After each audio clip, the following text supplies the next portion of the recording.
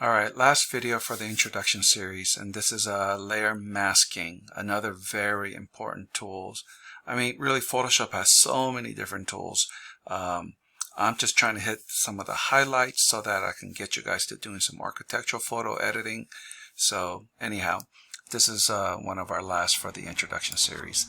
So you want to actually highlight both object and object1 JPEG. Bring it into your open Photoshop file, and what we're going to do is we're going to bring this object in and put that pencil right in front of this person's hand.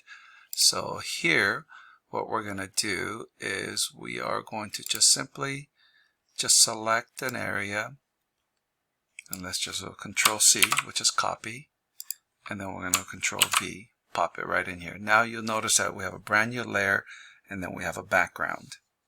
So now what you want to do is you want to make sure you are on this layer, and then you want to hit this button here, which is called Add Layer Mask. So you'll see that I have another layer here and it's all white. So and then you can also click on the various thumbnails. So you want to be on the mask thumbnail, and let's just kind of, oops, take this tool here.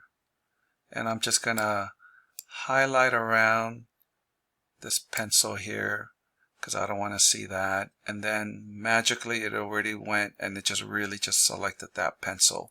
So I'm going to go ahead and flip this and turn that black. Hit Alt Backspace, which fills that area all black. And now if you look at this, is wherever there was a background with that wood and the darker shadow, it's actually disappeared. So the power of layer mask is that it didn't actually delete my image. It's actually covering it up. And I can kind of see a little bit of artifacts here. So I'm going to come back here, and I'm also going to now go back and paint more black. So if I do that and I paint, you'll see that I've added more black here. I'm going to really make this wide, and you'll see that the side of this pencil here will get more black too. So it means that I'm covering all that up and making that area basically transparent, right? And so wherever it's black, it is transparent. Wherever it's not black, it's going to show me that image of this image.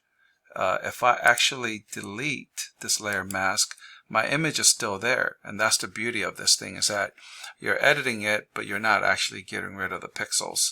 So again, I'm going to do a layer mask. I can just simply paint, by the way. I have a paintbrush. As long as I paint it black, that part of it will disappear, which I don't really want to do.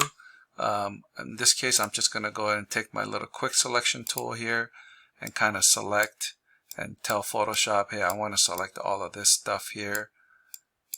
And I'm just going to keep adding, and then it selects everything. And then I'm just going to now paint it black, right? So I can now go to my paintbrush and start painting, and it won't paint inside because it's not selected. But again, the shortcut key would be Alt Backspace, and then that's all gone. And then I deselect, and there you go.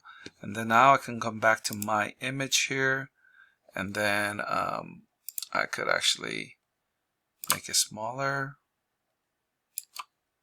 move it up, and there you go. Layer mask. So please experiment with this tool. Try it over and over again. Make sure you guys understand it, because this is going to be really, really critical when we get to some advanced editing stuff.